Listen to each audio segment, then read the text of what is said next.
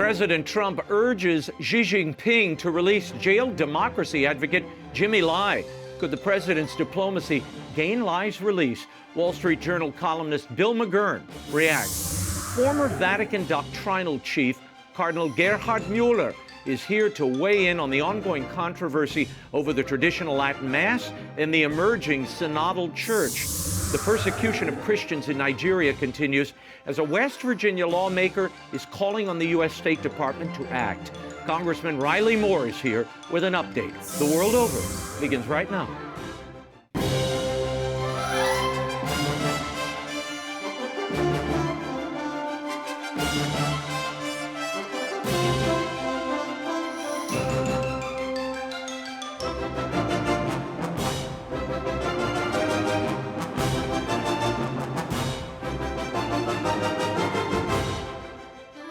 Now, Raymond Arroyo. A warm welcome to all of you joining us in the United States and the world over. An important show for you this week. If you'd like to comment, send me an X post. I'm at Raymond Arroyo and always at Arroyo Grande Show on YouTube. Senator Rick Scott is urging you, along with several other lawmakers, to use Speaker President Xi to ask for the release of political prisoner and devout Catholic Jimmy Lai. I might do that, yeah. Well, I have a lot of respect for Rick Scott and a lot of them that are asking me to do that, and it's on my list. I'm going to ask. Look, they're big enemies, so we'll see what happens. That was EWTN News' Owen Jensen asking the president if he'd advocate on behalf of incarcerated businessman and democracy advocate and Catholic Jimmy Lai during his meeting with Chinese President Xi Jinping. The Lai trial concluded in August in Hong Kong. The judges are still deliberating Lai's fate. Joining me now with insight, Wall Street Journal columnist and the godfather of Jimmy Lai, Bill McGurn. Bill, thank you for being here. Your Main Street column in the Wall Street Journal this week is titled "The Trump Card That Could Free Jimmy Lai." Bill, you say that by championing Jimmy Lai's cause during that meeting with Xi, the president might make Jimmy's release a win for both the U.S. and the Chinese regime. How so? Well, for one thing, his continued incarceration is an issue. So it's not helping China. It's bad PR for China. They've made the point. The 77-year-old man has been in jail in solitary confinement for the past almost 5 years. They don't seem to know how to get out of the box they painted themselves into. And Trump could take it off the table for them. Of course, Trump would like it. He said nice things about Jimmy, nice things about his family, and he would like to see Jimmy free too. Jimmy's very pro-American. In fact, that's why he's on trial. He's on trial for basically being an American operative, which is absurd. Jimmy's his own man. But it would be a win-win all around. And I think there are things that we could give China that they would like in exchange for Jimmy's freedom. Last week, 38 U.S. senators wrote the president, urging him to seek Jimmy's release. The Chinese Foreign Minister's office, though, Bill, reacted sharply with, quote, strong dissatisfaction and resolute opposition to what it says is interference by the U.S. in China's affairs. Bill, is there power in public shaming the Chinese, or does this just seal Jimmy Lai's fate? No, I don't think it seals it. The worst thing for a prisoner is to be forgotten. So I think the more his name comes up, the better. It might make negotiations a little hard, but the people I've seen get out from countries, it's never been through quiet back doors. It's always been through someone pressing for them and refusing to let their name be forgotten. Jimmy has a lot of fans in the U.S. I want to say, first of all, EWTN and you have been great in keeping his name out in front of people. The Catholic community in the U.S. is very strongly for Jimmy. There are a lot of people in the Trump administration that are for Jimmy, Marco Rubio being one. So Trump has a lot of support for what he do. The leader of Hong Kong is under U.S. sanctions. Most recently, that prevented him from attending an Asia-Pacific summit in San Francisco, I think last year. We could simply trade that. That's something they might like. So there's a lot you can do. There's a lot on their plate. If he got out of expect it to be a package. Also, as you pointed out, they still haven't come up with the verdict. Chinese system is very different. The British system is very different. The verdict could be several weeks away, and that just drags it out and more bad publicity for China and Hong Kong. Yeah. Well, Jimmy, as you mentioned a minute ago, he's a British citizen. And the UK Prime Minister, Keir Starmer, has himself raised the question of Lai's release numerous times to no avail. What makes you think President Trump, is Jimmy Lai's best hope for release, despite Beijing and Hong Kong's view that Lai is a tool of the U.S., as you mentioned? Well, they're having talks now. The U.S. is the biggest power. It has a lot of issues with China. So if we can give a little, get a little, that's one way. There's always a lot of things on the wish list of both sides. And I'm glad this is one of them. I just hope more comes out of it because, as you know, Jimmy's not in good health. He's 77, diabetic, medical care. It's not abusive, but it's not the best. And it's very possible Jimmy could just, die in his sleep one month and we wouldn't notice. That would be a pity. Yeah. Bill, Jimmy Lai's family, his wife Teresa, his daughter Claire, met with Pope Leo on October 15th. This didn't get a lot of coverage. Has that led to any pressure from the Holy See? I mean, we have to be honest here. The Vatican is somewhat of a compromised party because of that still secret Vatican-China deal that they've engaged in that gives China the permission to appoint bishops or at least approve them. Yeah, not only that, I don't know if there's been any pressure from the Vatican. I don't think they have much power, but it's symbolic. I think the other problem is that the Cardinal in Hong Kong is not an outspoken defender of jailed Catholics. And that's putting it mildly. Other people would have much stronger words for him. But that's, in fact, one U.S. A member of the hierarchy, said he's almost like a quisling. Wow. Just, not helping the family. Jimmy's probably the most prominent jailed Catholic in the world.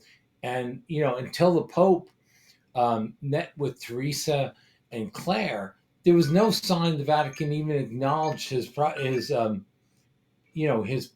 or that he was in jail. Yeah. It's remarkable. Bill, you're Jimmy Lai's Catholic godfather. You're close to the family, Teresa, Claire, his son Sebastian, who's been on this show many times. How is Jimmy doing? What are you hearing? Frankly, it concerned me when you just said he could die in his sleep. Well, he has all these illnesses. I have diabetes too, but I'm not in prison. Yeah.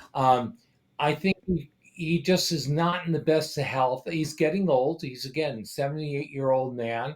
I don't think there's any imminent threat, but there's a constant threat with all these illnesses. And remember, he has no window in his room. Psychologically, what they're doing is incredible. He drew these pictures in jail that he got out before they said you can't send him out anymore. One of them, Cardinal Dolan, put on display at St. Pat's.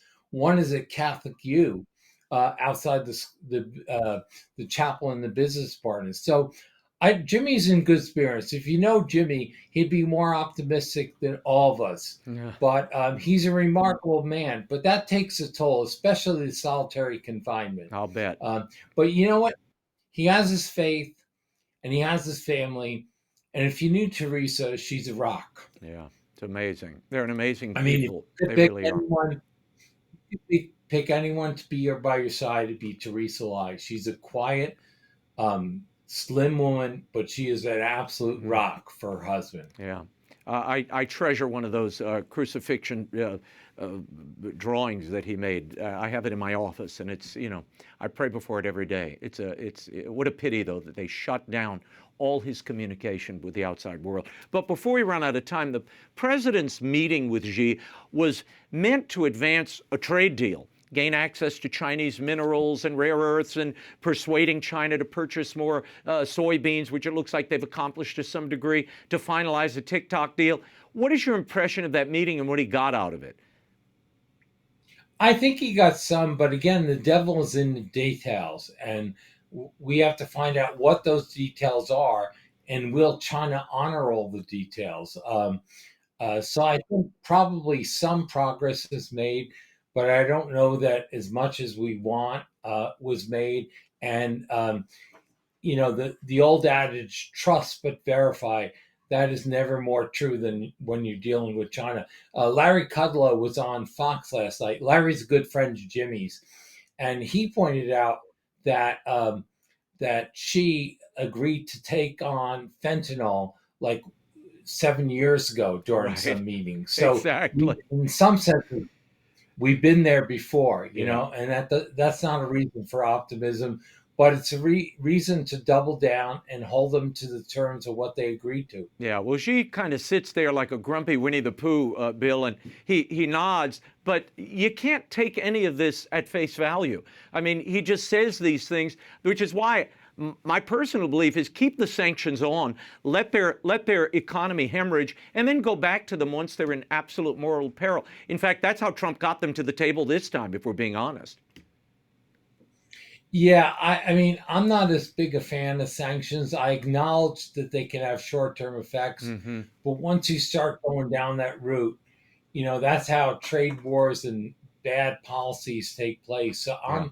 I'm one of the skeptics about that. Mm. Where you end up, when you start out very different intentions than where you land. Yeah, it all starts ramping up from all sides and sometimes breaks conversation. Right. But I want to get your take on the new Prime Minister of Japan, Sonai Takaichi, who had the meeting with Trump. She's the first female PM, and it looks like they got on really well. I mean, the president appreciated her promise to accelerate a military buildup while also signing deals on trade about rare earth metals, etc. She's been called, Takaichi, the Georgia Maloney of Japan. Your take on this relationship and the counterbalance with China? Yeah, I don't know that much about her, but watching her in action, um, it just reminds me of Japan coming into its own. For all these years, Japan was really number two to the U.S. U.S. took the lead. I think in the future, Japan's going to have to take more of a lead in the region. And I think they're willing to do it. They work well with Taiwan. China's a problem. And Japan is powerful, and Japan can do a lot. So I think Americans should be glad to see her coming into her own. Yeah, no, she was impressive, and I think Trump was impressed with her. Well, we will leave it there. You can read Yes. Bill McGurn's latest column for the Wall Street Journal, The Trump Card That Could Free Jimmy Lai, at WSJ.com. Bill, always great to see you. Thank you, Raymond. Thanks for EWTN's support for Jimmy. Yeah, he's a great man. Thank you. The traditional Latin Mass returned to St. Peter's Basilica last weekend, despite an ongoing assault against the traditional Latin Mass here in the U.S. What will become of Catholic tradition in the Church, and what of the so-called synodality that we see continuing to spread throughout the globe? Joining me now with insights here in Washington is theologian and former head of the Vatican's doctrinal office, Cardinal Gerhard Müller. Thank you so much for joining us again. Last time I saw you was in Rome, so I'm glad we're a little more relaxed. Now, Your Eminence, I want to begin with your thoughts on this traditional Latin Mass that was celebrated on October 25th. Cardinal Raymond Burke was given permission to celebrate in the Basilica.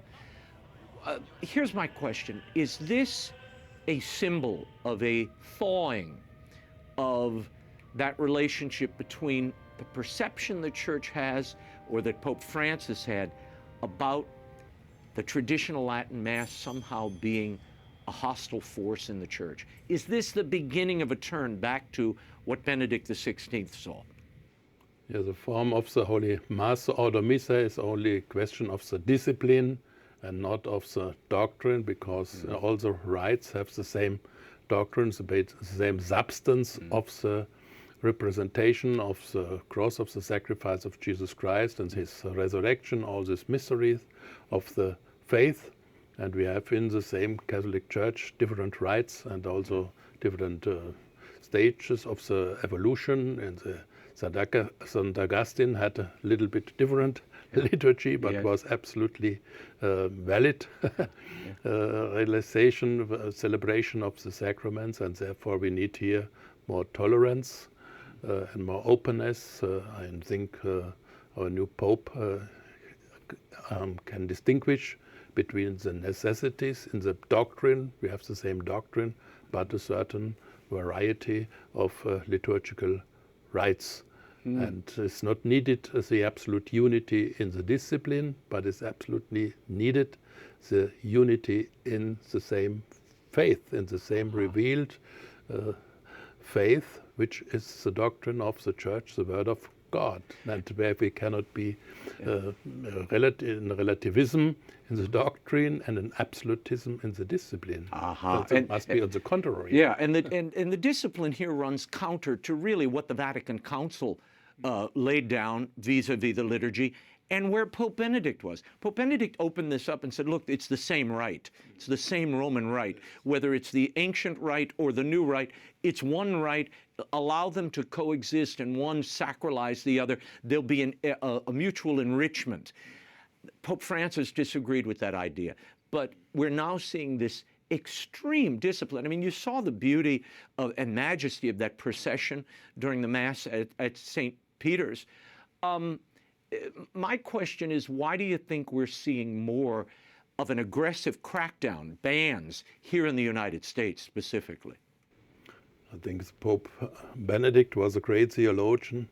He didn't need the council of ideologues who instrumentalized the liturgy for making their politics and not accept him that the liturgy, in whatever form it is the adoration of God and the transmission of the salvation and of the grace, and they wanted to make the liturgy for an example, to give an example of their authority over all of their power, and that is the wrong approach. We must begin with a theological understanding, and then we can resolve these problems in a good way for the salvation of the souls, and not only for demonstration of the power a bishop has. It is a wrong understanding also of what is a bishop, no? A wrong understanding what is the role of the Pope, only to make the demonstration of power.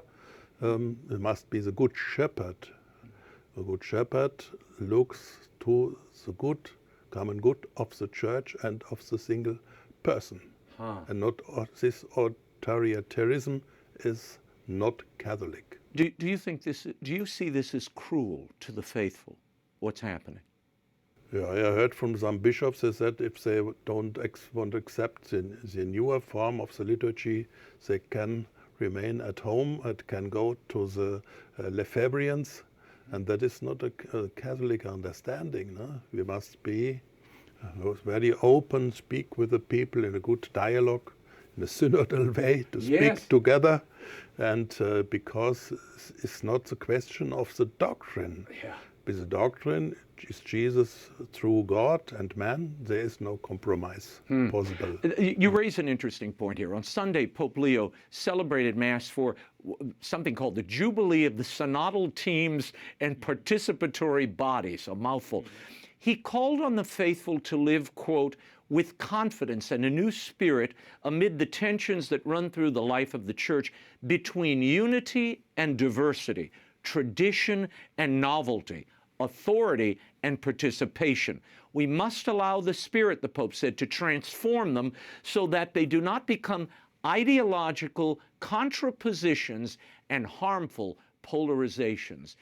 Your Excellency, Your Eminence, this seems to underscore the Vatican's discomfort with tradition and somehow aligning it with polarization. Does tradition lead to, what the Pope said there, ideological contrapositions and harmful polarizations?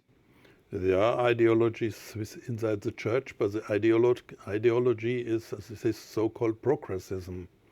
That is the ideology is splitting the Church, because this position is that we can make compromises in the doctrine, in the sacraments, and but not the plurality which can exist in the liturgy. No? And they are making compromises in the moral. They are relativizing the sacrament of the marriage, a revealed truth with the blessing of homosexual couples. That is a splitting of the church and not the tradition. The tradition is an essential position in the church, the Catholic hermeneutics, the Holy Scripture and the apostolic tradition, but also the ecclesial traditions and the magisterium. That are the 3 points of our hermeneutics. And tradition is not, what is tradition? Tradition is the content of the tradition is the revealed doctrine of the apostles. Right. Where we are knowing exactly that Jesus is the Son of God, is divine, we need also the testimony of the tradition, apostolic tradition. But why is that secondary? How did we get to a point where dogma has become fungible, and the only dogma we have is you can't celebrate that old Mass, that the traditions of the apostles are never heard, but all we hear is quotes of what Pope Francis said 2 years ago? Yeah. The Second Vatican Council didn't say that the liturgy until now, 62, was wrong. It was not a reform of a reality, was old-fashioned or anything, or wrong. But they was only interested in a better, deeper participation of all the faithful in the rite and in the liturgy and the sacraments and the Holy Mass. But it's the same Mass as before. And also the liturgy has not deeply changed. No. You are celebrating, you're here in the United States, you're going to be celebrating a traditional Latin Mass in Philadelphia. Have you ever seen any miserable or distressing polarization between the adherents of these 2 rites, the people who attend the traditional Latin Mass as opposed to the Novus Ordo? Why is there such antagonism now, in the minds at least of some in Rome? I think they are mixing the unity of the Church, which is given in the doctrine, with the same discipline. But with this authoritarianism, they can also say the old form of the Mass is the only valid form, but with what theological reasons? I think that is my reflection, that behind of these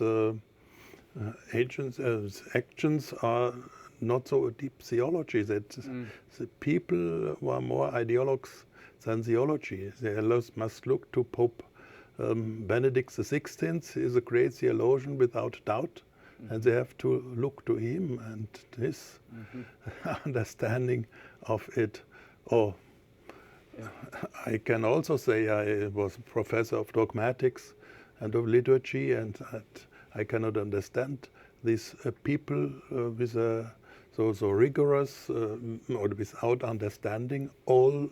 The only argument they have, we have the authority and we are deciding it without reason. But in our Christian faith, we have faith and reason. All what is said must be explain it. You can, with arguments, you can explain it, and they must explain why is the older form of the liturgy, what is wrong. What's wrong with it? It's the foundation of the new Mass. It's the same. The same. But we've been hearing a lot lately this assertion that there's no substantial difference between the Novus Ordo and the traditional Latin Mass. In fact, Pope Leo himself touched upon this recently in that now famous interview with Elise Allen over at Crux.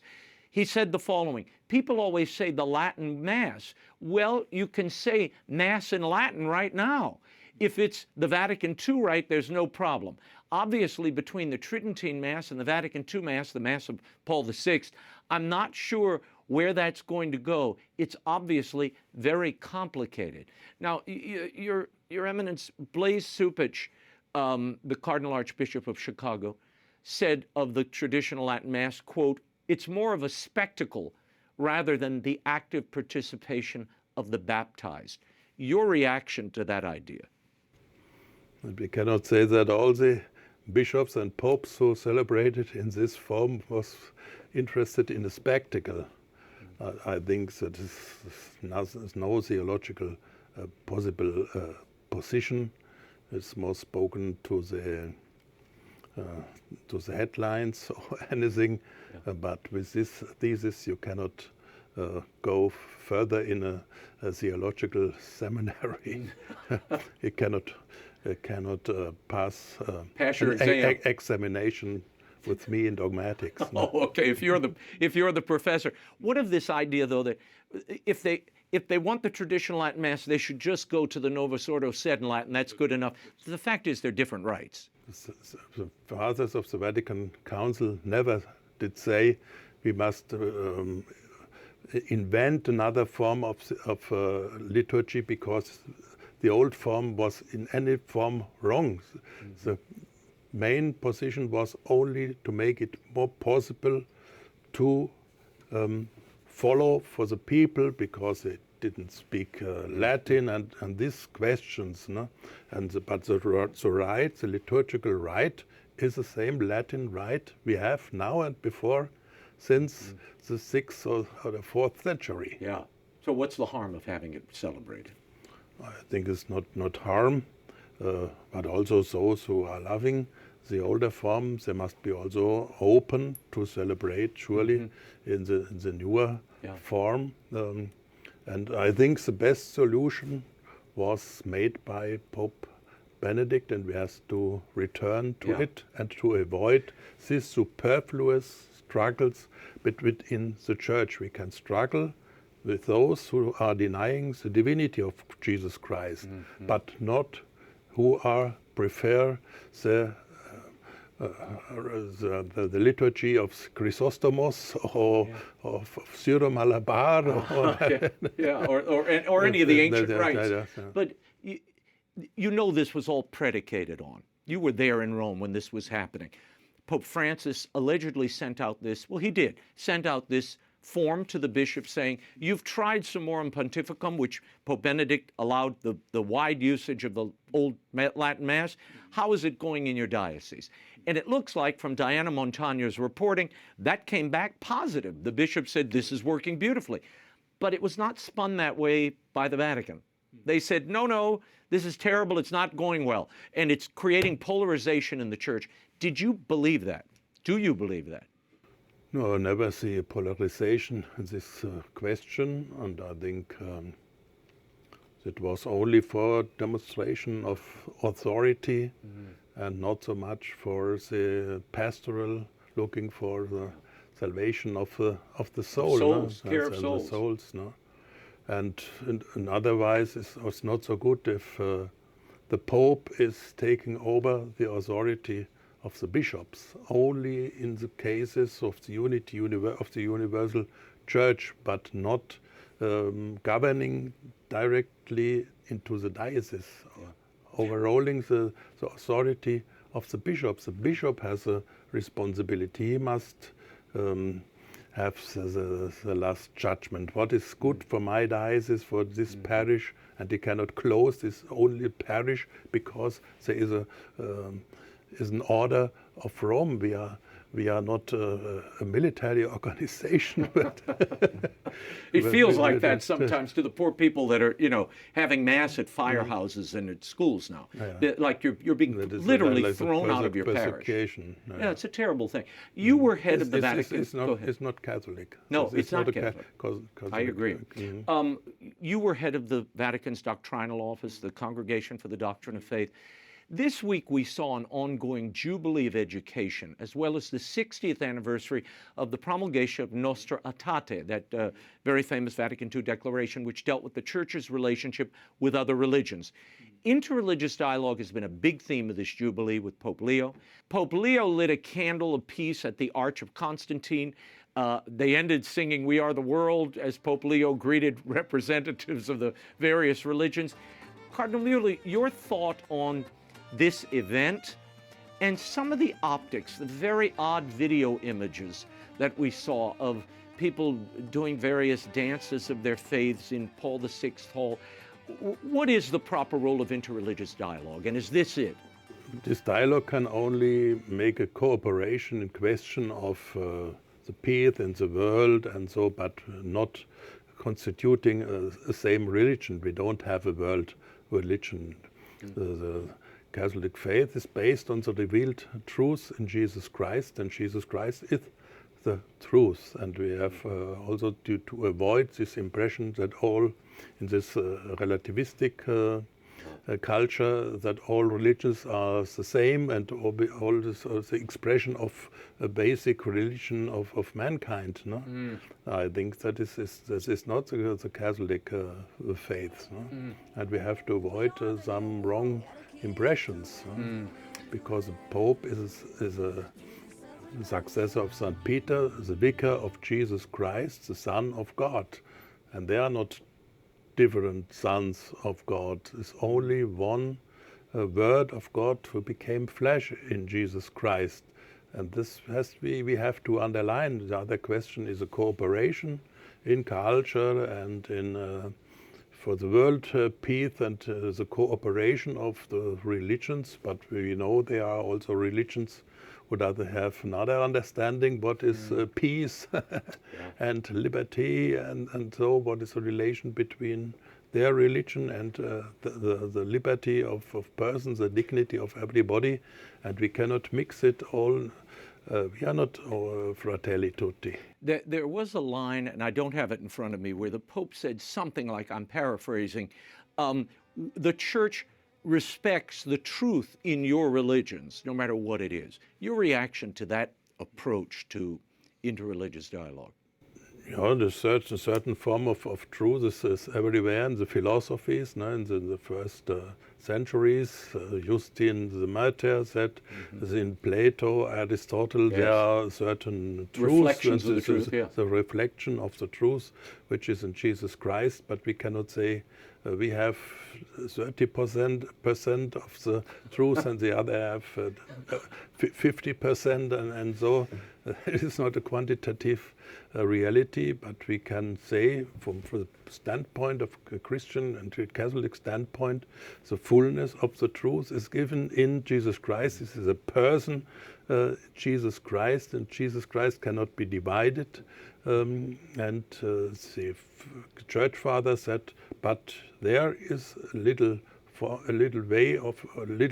of truth in the philosophies that didn't spoke about the religion. They rejected all the Greek and Roman religious. This is pagan, has to do with pagans. Yeah. Only the philosophies have some truth in them, not because it's a form of the logos, no? It's a split of the logos coming out from the logos, but never they accepted the old religions. No? But nowadays, where the theology is not so highly respected, there is all a little bit mixed. Yeah, they're getting mixed, at least in the popular mind. When they see an event like that, they go, oh, well, look, they're all the same, you see? Not the religions, but some Thomas Aquinas said the religion is a virtue for the adoration of God. Everybody has in his heart this idea that God must be, or the higher existence must be adored, no? But not this so-called concrete existing so-called religions. No? But what the Buddhism is a religion or not, but in this sense, we are not a religion. We are the answer to the word of God, and not a self-made religion with some sentimentalities and moral elements and so, and excitement of ourselves coming out, and also a little bit so-called spirituality, self-reflected and so self-loving spirituality. No? But we are a rational answer to the word of God, the logos of God. I want to talk about the synodal way, which is continuing in your native Germany. And now that spirit of synodality has apparently hit the church in Italy. On October 25th, the Third Synodal Assembly of the Catholic Church in Italy concluded with the overwhelming approval of a final text. It was called Leaven of Peace and Hope. And the document covers the role of women, calling for co-responsibility in decision-making and pastoral ministry. It also explicitly addresses the LGBTQ plus community with this quote, "We will promote the recognition and pastoral accompaniment of homosexual and transgender persons." Your reaction to that, Your Eminence, and what do you think is meant by the recognition and pastoral accompaniment there? Yeah, it was 900 people, not representative for the Italian Catholics, was made by these organizations and so, and then they cannot speak for the Catholic Church, neither in Italy, neither for the Universal Church, as is a very ideological position they are doing in these 2 points. The collaboration of everybody as lay people is no problem, is no question, but this line in this direction, as if the priesthood and the sacrament of the order in the 3 forms would be possible in a certain time, later time, for women, is absolutely against the Catholic faith and also the Orthodox faith. Yeah. We have this dogma that only man can become bishop, priest, and deacon. Yeah. And the other position is, for me, is heretically, because they said in this way, yes, it's only a pastoral for these people in this situation, but they want to may equal the marriage of one man and one woman with this homosexual and transgender couples. And transgender is absolutely impossible. God created man and women, male and female, and this is an open contradiction to the revelation, to the Bible, to the Holy Scripture. And they are speaking of the Spirit, but this is not the Holy Spirit, the third person in the Holy Trinity, but is the spirit of the ideologies, so in the sociology and psychology, as a self-made spirit of the people and so, but not the Holy Spirit who speaks out what is the revelation of the Son, of the Father. Before I let you go, I know we're almost out of time. You saw the news headlines, of course you did, you're in Rome, of the Vatican Library granting a prayer space, a prayer room to Muslim scholars who are visiting. Your reaction to that and what that implies, the Catholic Church saying, here, have your Muslim prayer room right here in the Vatican, without reciprocation, by the way. Yeah, surely. It's also the time, but they think they will be open and pluralistic and so, but the proof is that this is behind is relativism. No? And the Vatican is belonging to the Catholic Church, and only on this bottom is allowed the Catholic rite. And if there is not a private prayer, but nearly an official prayer, and that is a self-relativization of the Catholic Church and our Catholic belief. But I think those who made this decision didn't reflect it deeper. No? They would only the reaction, oh, we are open, we are good people, why not? And so. But the theological implications are pretty grave. It's pretty grave, but it's not deeper reflected. I don't know if there was asked a cardinal and the Congregation for the Doctrine of the Faith, or if the Pope was asked. They are making this decision, not accepting what the Curia Romana is and what the Catholic Church is, that they are the representative of the Church. They don't know the doctrine of the Church. How do you think that's perceived by those in Islam and by Muslim believers?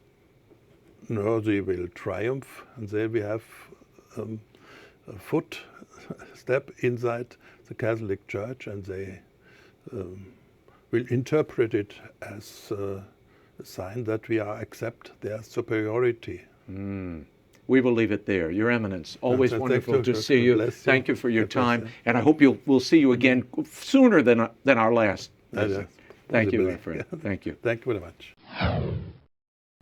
Over on the Arroyo Grande podcast, I sat down this week with monsters, or at least grandchildren of monsters, Lynn Lugosi and Ron Chaney, the great-grandson of Lon Chaney Sr. and grandson of Lon Chaney, and of course, the granddaughter of Bela Lugosi. And it was an intimate conversation about the human stories behind these iconic universal picture monsters, Dracula, the Wolfman, Phantom of the Opera, and the decision by Universal Studios to exclude these classic actors and their images from their new theme park. Why does that performance in Dracula endure today? And why was that decision made to bury him in the Cape? A role that he'd felt at times locked into, Lynn. Yes, I mean, in his own words, he didn't know whether to call it a blessing or a curse. But he never took for granted that that role had given him the ability to continue acting, and even though he was typecast, but that was not his request to be buried in his cape. I mean, at the end of his life, he thought he had been forgotten. He would never have imagined that he is still such an icon, a cultural icon as he is today. But that was the decision of my grandmother and my dad to pay tribute to him in that way. So it's incredible legacy. Who endures 100 years? And I mean, and right. Your grandfather has, Ron's great grandfather and father has. There are a few people in American culture that have that kind of longevity. Why does your grandfather's role in the Wolfman and all of the various iterations he played afterward? I think his performance showed a dual nature in man, that we can be sympathetic and compassionate, and then also be the other way and ferocious. And the way he played it was, he knew it was coming. He didn't want it. He would kill me. He'd take me out. I'd do a chain. I don't care, but stop me, because I know what I'm capable of doing. And I think that struck a note with a lot of people. Like, we're capable of being both personalities sometimes, but he always played it sympathetically. So most of the people that I hear is like, oh my God, I felt so sorry for him. I wanted to help him. I wanted to reach through the screen and give him a hug and try to put him in his agony. Help the poor guy. Right. Poor guy. And I mean, he made it come across that way. And I think with that role in Lenny, he touched that sympathetic chord in us that we all can relate to. Why did Universal decide to exclude your grandfather's contribution to the prototype of the character of the Wolfman from that Monsters Unchained attraction in Florida? I wonder myself why I don't understand that, but I think the people that run it now, nothing against them, it's a newer generation, they're not as familiar with that, so I'm not going to throw all the blame on Universal. I think you have different companies own it and different people run it at different times, and they really don't know the history. Yeah, I get fans contact us all the time, when there's a project that involves Dracula that doesn't feature Bela Lugosi. Why is that happening? We want the Bela. And to speak to what Ron was saying, the licensees that we work with them specifically because they appreciate and respect the original classic monsters, and they know that that's who their customers are. They want the original. The full Arroyo Grande interview with Lynn Lugosi and Ron Chaney is on YouTube at Arroyo Grande Show, or wherever you get your podcasts. It's a spooky show. You will love it. Spotify, Apple, iHeart. Be sure to subscribe so you don't miss an Arroyo Grande episode, and it's free. And of course, be on the lookout for this Friday's Prayerful Posse. Ooh, we get into some good stuff. An intense and deadly persecution is going on in Nigeria, primarily against Christians, at the hand of Islamic extremists.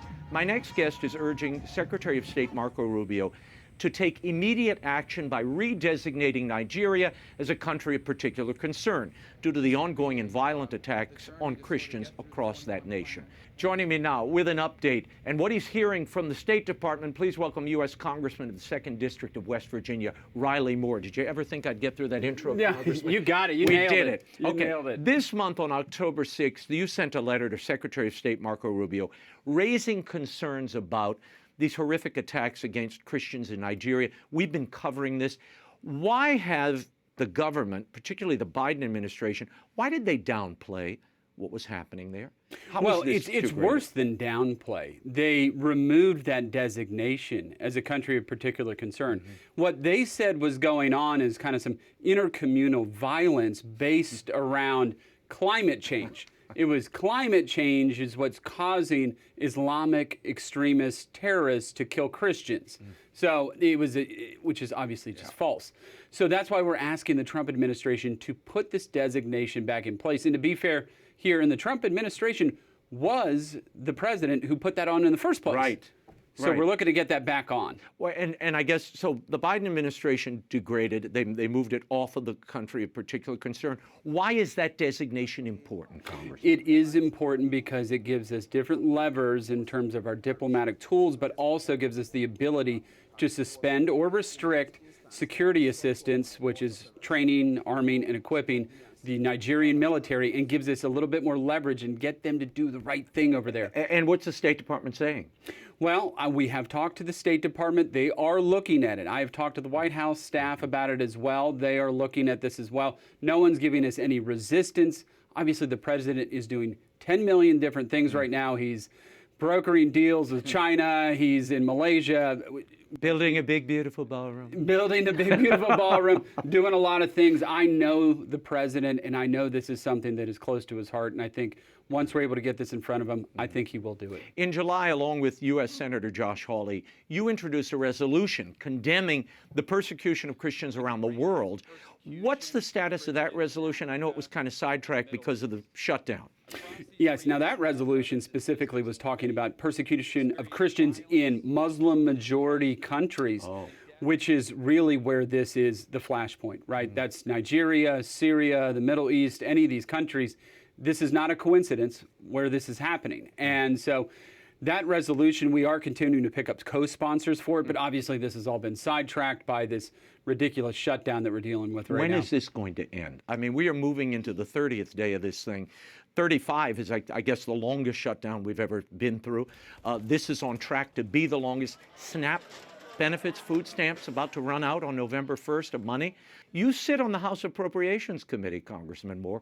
How do you see the shutdown playing out? What's the trigger that will finally open this thing up? Well, I do think that there is a little bit of light here right now as of late. And the Democrats have been speaking with Republicans, the rank and file, not the leadership, about what if we just start moving some of these appropriations bills and start opening the government kind of one by one. In bits and pieces. In bits and pieces instead of just voting for the CR, which they should do. They should do that, so then we can get to the negotiation of actually full funding for the government for the whole fiscal year. But I think that's what you're going to see here is a partial opening, bits and pieces, one by one, moving to reopen the government in totality. How do you come together in a bipartisan way when the rhetoric is so hot right now? And are you worried about civil disobedience? Well, I think the way that you get together here is the pressure, which they've created themselves, the Democrats.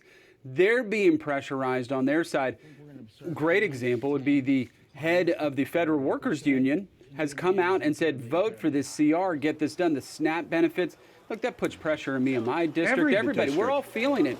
So a lot of people in West Virginia depend on SNAP benefits. 1 in 6 in West Virginia are on SNAP. We need those benefits. And luckily our governor stepped up and is going to backfill some of that right now. But this is insane that this is being held hostage. We are literally holding food hostage so the Democrats get what they want. That's not right. No. You began your career as a welder at a mining operation. You've written and spoken a lot about the importance of steel and mining to our economic solvency.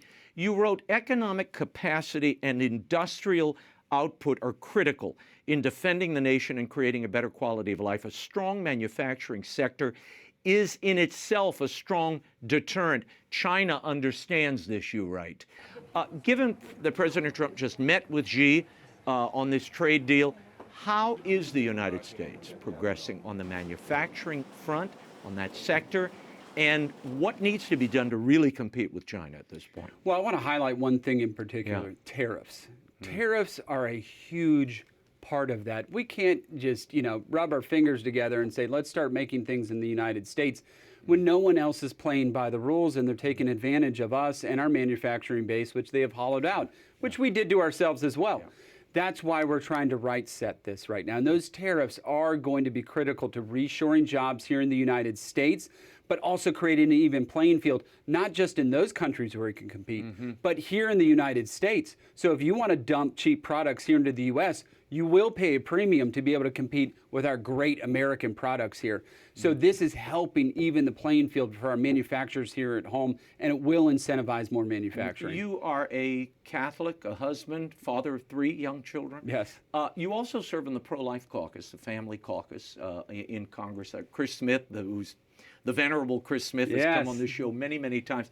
Tell us about the state of that pro-life cause, given that you're not dealing any longer with a bipartisan pro-life caucus. You had Democrats on that at one time. That's all gone now. But has the Roe v. Wade, the Supreme Court dismantling Roe v. Wade, what has that done? Where has the battle moved, and what is the role of Congress at this point? Well, the battle has moved to the state level, obviously. That's where it is right now. But I just want to give my own perspective on this. The Supreme Court didn't say this moves to the state level. They said it moves to the legislative level, right? So that could be Congress.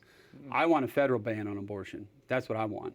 Now, if we can get there, people said it was impossible to overturn Roe v. Wade, but that is what I'd like at some point. Now, in my state in West Virginia, we have banned abortion. It is 0 weeks in West Virginia. We passed a law after the Dobbs decision. Not a lot of people know that. We are a very pro-life state in West Virginia. But the bad thing is now it's left to the states. We have states like California where it's up to the moment of birth.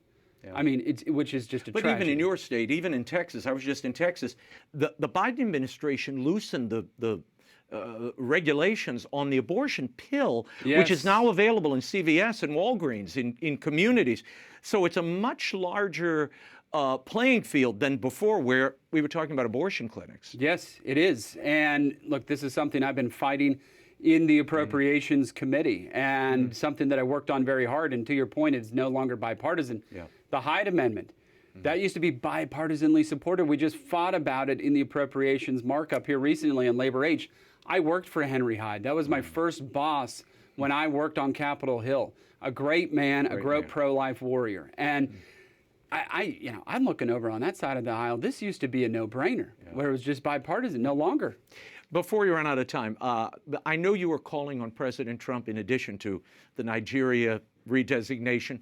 You are asking him to grant the Presidential Medal of Freedom, our nation's highest civilian honor, to a man that you call one of the most prophetic voices of conservatism, Patrick J. Buchanan. Now, Pat Buchanan has been a guest on this show countless times through the years. He sat in that chair.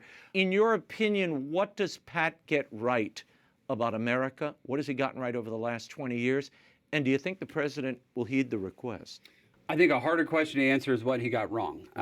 He was right, including where the right went wrong, which was the name of a book. Go ahead. I mean he has been correct, literally on almost everything. I mean, very prescient pieces of literature and books that he's put out over the years. Death of the West being a great one. Go back and read those, and you're living in those times right now. He was literally right about everything.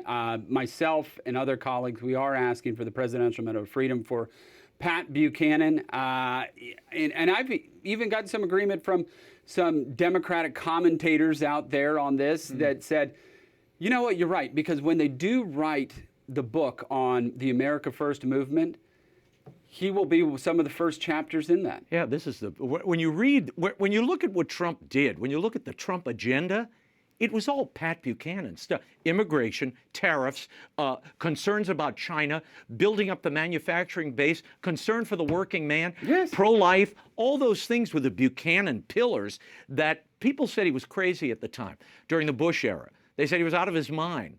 Oh, yeah.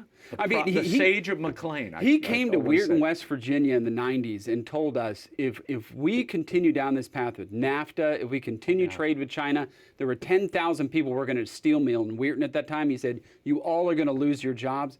We got 3,000 jobs left there now.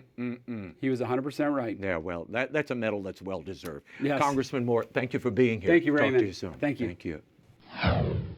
That is all the time we have for now. Be sure to catch us next week. Until then, we'll be scouting the world over for all that is seen and unseen. On behalf of the staff and crew of EWTN News, thank you for watching. I'm Raymond Arroyo. Look, it looks like Halloween in here, doesn't it? That black background won't go away. Bye now.